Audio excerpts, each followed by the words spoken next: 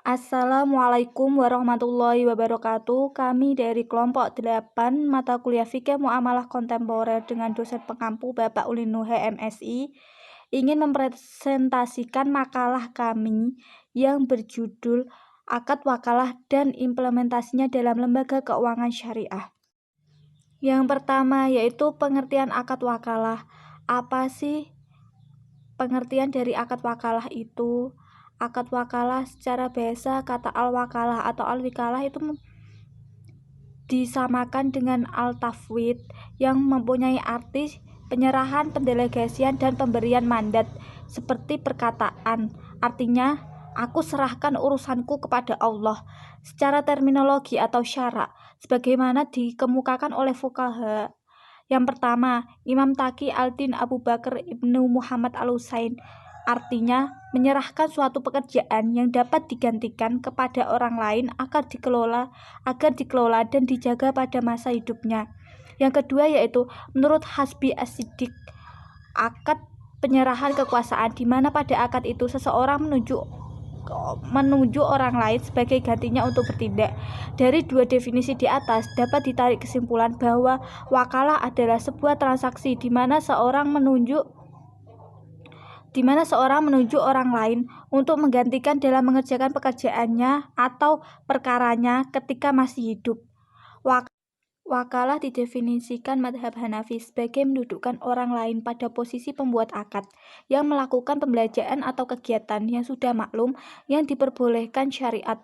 Madhab Syafi'i, Ahmad, dan Maliki umumnya mendefinisikan akad ini sebagai penyerahan seorang kepada yang lain tentang apa yang boleh dikerjakan dan dapat dipindahkan serta dilakukan pada waktu masih hidup. Hal yang boleh dikerjakan dan dapat dipindahkan adalah tindakan yang secara syariat sah dilakukan oleh yang bersangkutan sehingga dia pun diperbolehkan untuk melakukan. Dari definisi madhab di atas dapat ditarik benang merah yang saling terkait, yaitu bahwa akad wakalah merupakan pemindahan kekuasaan atau kewenangan kepada pihak lain untuk melakukan sesuatu tindakan. Pemindahan atau penyerahan kewenangan kepada pihak lain adalah poin yang menjadi titik tekan akad ini. Tindakan seorang wakil dalam akad ini sama dengan tindakan orang yang mewakilkan sehingga dampaknya pun berimplikasi kepada orang yang mewakilkan tersebut. Wakalah merupakan akad muamalah yang berbasis jasa. Wakalah dalam konteks fikih muamalah adalah akad mewakilkan orang lain untuk melaksanakan transaksi. Yang kedua yaitu dasar hukum akad wakalah. Yang pertama Al-Quran yang berbunyi wa kadzalika ba'atsnahum liyatasaalu bainahum qala qailum minhum kam labistum qalu labisna yawman aw ba'da yawm qalu rabbukum a'lamu bima labistum fab'atsu ahadakum biwaraqikum hadhihi ilal madinati falyandur ayyuha azkiya ta'aman falyatikum birizqim minhu wal yatalattaf wala yushiruna bikum ahada. Yang artinya, dan demikianlah kami bangunkan mereka agar mereka saling bertanya di antara mereka sendiri. Berkatalah salah seorang di antara mereka, sudah berapa lamakah kamu berada di sini?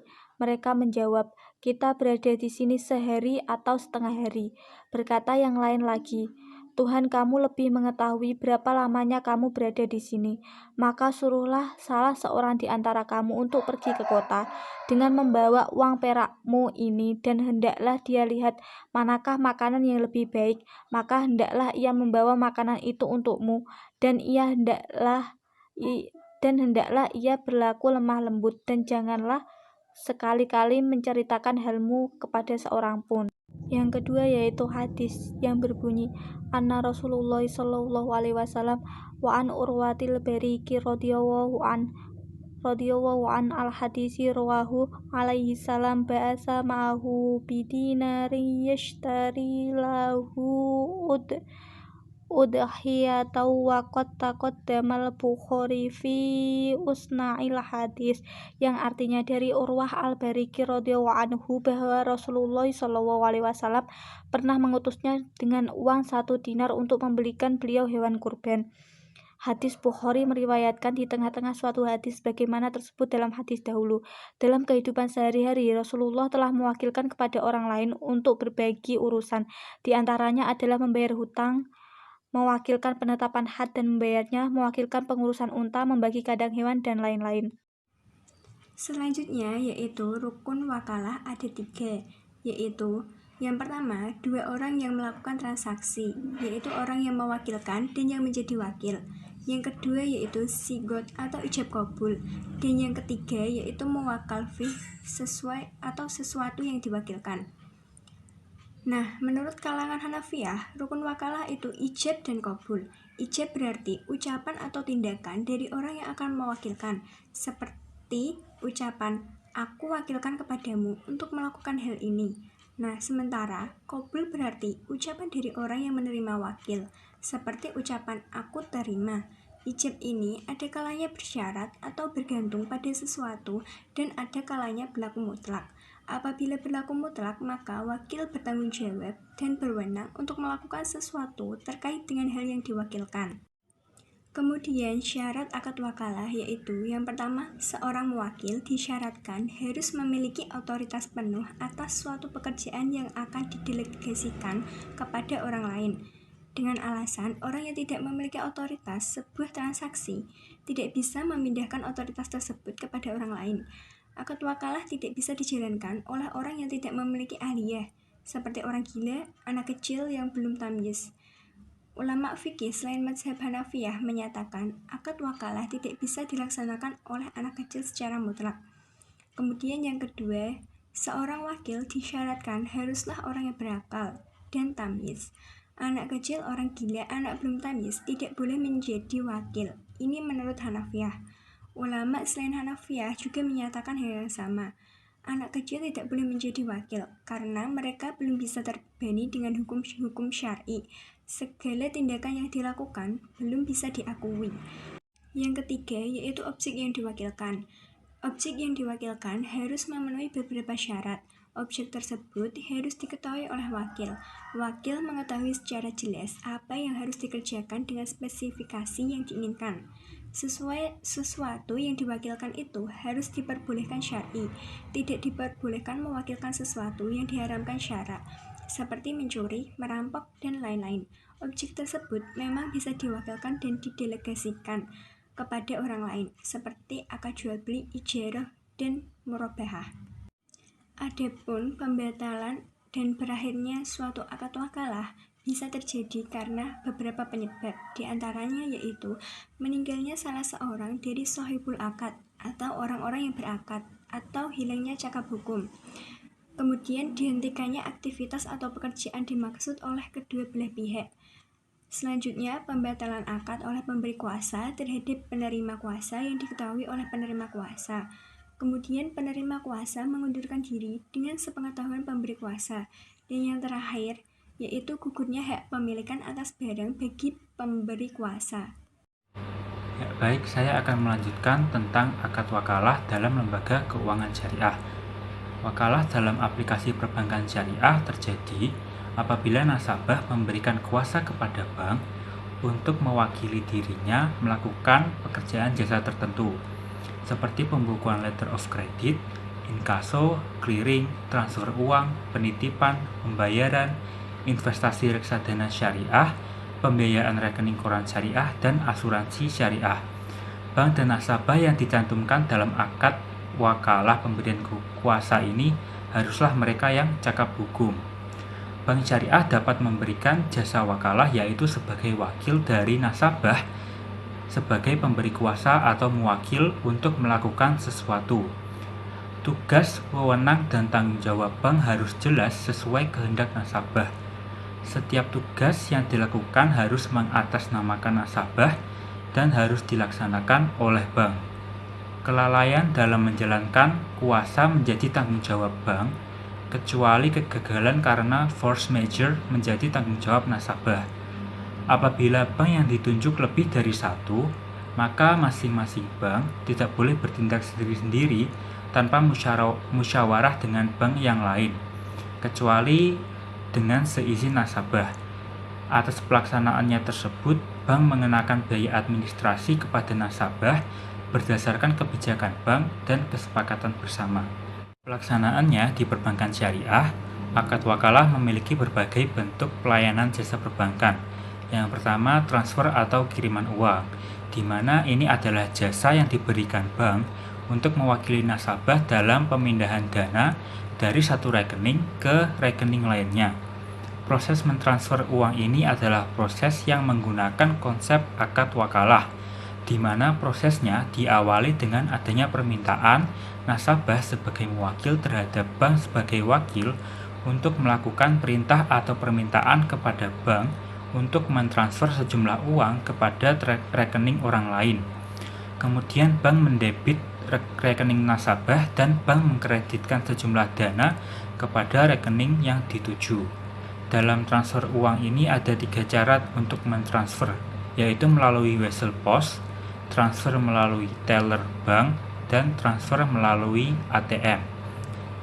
Lalu yang kedua ialah clearing. Clearing adalah pertukaran warkat atau data keuangan elektronik antar peserta clearing, baik atas nama peserta maupun atas nama nasabah peserta, yang perhitungannya diselesaikan pada waktu tertentu. Clearing merupakan jasa perbankan yang diberikan dalam rangka penagihan warkat antar bank yang berasal dari wilayah clearing yang sama. Warkat yang dapat dilakukan dalam transaksi clearing antara lain cek, biliet, giro, dan surat berharga lainnya. Biasanya proses clearing memakan waktu 1 hari pada umumnya. Warkat merupakan alat pembayaran non-tunai yang diperhitungkan atas beban nasabah dan atau untuk keuntungan rekening atas bank. Lalu jasa yang ketiga ialah inkaso. Inkaso yaitu kegiatan jasa bank untuk melakukan amanat dari pihak ketiga berupa penagihan sejumlah uang kepada seseorang atau badan tertentu di kota lain yang telah ditunjuk oleh si pemberi amanat. Di sini bank berlaku melakukan penagihan atau menerima pembayaran tagihan untuk kepentingan nasabah. Inkaso juga merupakan jasa penagihan yang diberikan oleh bank terhadap warkat clearing atau surat berharga yang diterbitkan oleh bank yang berada di luar wilayah clearing. Adapun warkat-warkat yang dapat diinkasokan atau ditagihkan adalah warkat yang berasal dari luar kota atau luar negeri seperti cek, biliet, giro, wesel, kwitansi, surat aksep, dividen, dan lain sebagainya. Lalu jasa yang keempat yaitu penitipan. Penitipan merupakan akad pendelegasian pembelian barang. Terjadi apabila seseorang menunjuk orang lain sebagai pengganti dirinya untuk membeli sejumlah barang yang menyerahkan uang dengan harga penuh sesuai dengan harga barang yang akan dibeli dalam kontrak wadiah. Agen atau wakil membayar pihak ketiga dengan menggunakan titipan muwakil untuk membeli barang. Bank menitipkan sejumlah uang kegiatan penitipan barang bergerak yang penatausahaannya dilakukan oleh bank untuk kepentingan nasabah berdasarkan suatu akad. Lalu jasa yang kelima yaitu letter of credit. Letter of credit dapat didefinisikan sebagai jaminan bersyarat yang diberikan oleh bank yang menerbitkan letter of credit untuk membayar wesel yang ditarik oleh beneficiary sepanjang memenuhi persyaratan yang ditetapkan dalam letter of credit dan mengacu pada UCP 600. Letter of credit adalah suatu kontrak dengan mana suatu bank bertindak atas permintaan dan perintah dari seorang nasabah yang biasanya berkedudukan sebagai importer untuk melakukan pembayaran kepada pihak pengekspor atau pihak ketiga. Letter of credit juga merupakan pernyataan akan membayar kepada yang diterbitkan oleh bank untuk kepentingan importir atau eksportir dengan pemenuhan persyaratan tertentu sesuai dengan prinsip syariah.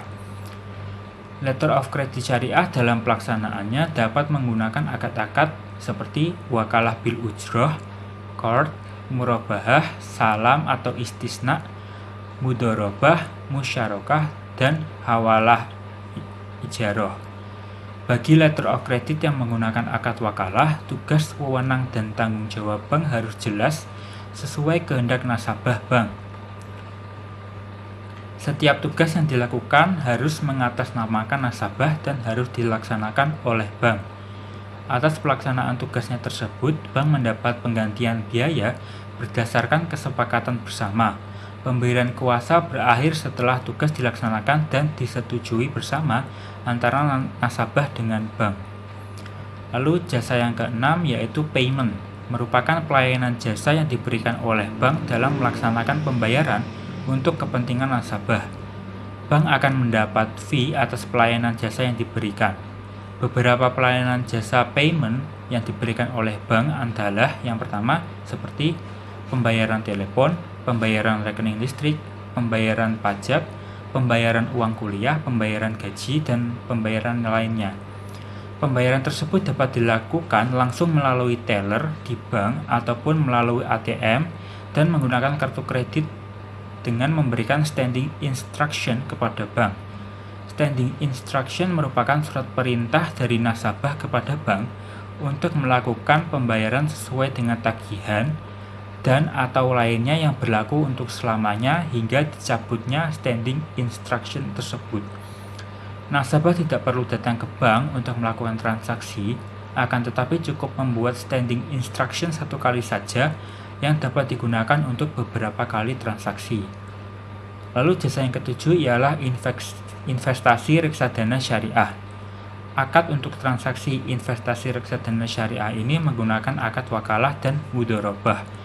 Hal ini sesuai dengan Fatwa Dewan Syariah Nasional nomor 20 tahun 2001, di mana akad wakalah ini memiliki definisi di mana pemilik modal memberikan kuasa kepada manajer investasi agar memiliki kewenangan untuk menginvestasikan dana dari pemilik modal tersebut. Lalu yang kedelapan yaitu pembiayaan rekening koran syariah. Akad untuk transaksi pembiayaan rekening koran syariah ini menggunakan akad wakalah. Hal ini sesuai dengan Fatwa Dewan Syariah Nasional nomor 30 tahun 2002, di mana akad wakalah ini memiliki definisi di mana bank memberikan kuasa kepada nasabah untuk melakukan transaksi yang diperlukan. Lalu yang jasa ke-9 yaitu asuransi syariah. Akad untuk asuransi syariah ini menggunakan akad wakalah bil ujroh. Hal ini sesuai dengan Fatwa Dewan Syariah Nasional nomor 52 tahun 2006. Akad wakalah bil ujroh ini memiliki definisi di mana pemegang polis memberikan kuasa kepada pihak asuransi untuk menyimpannya dan menginvestasikan premi yang dibayarkan ke dalam tabungan maupun ke dalam produk investasi seperti sukuk, saham, dan reksadana syariah. Dalam skema ini pihak asuransi berperan sebagai al-wakil dan pemegang polis sebagai muwakil.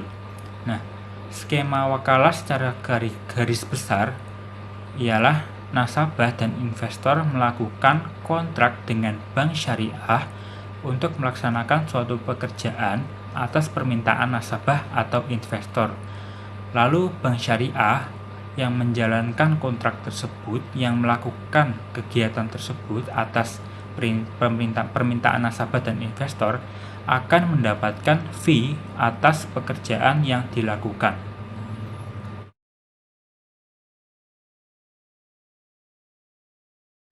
Ya, sekian presentasi dari kelompok 8 Fikih Muamalah Kontemporer mengenai akad wakalah dalam lembaga keuangan syariah.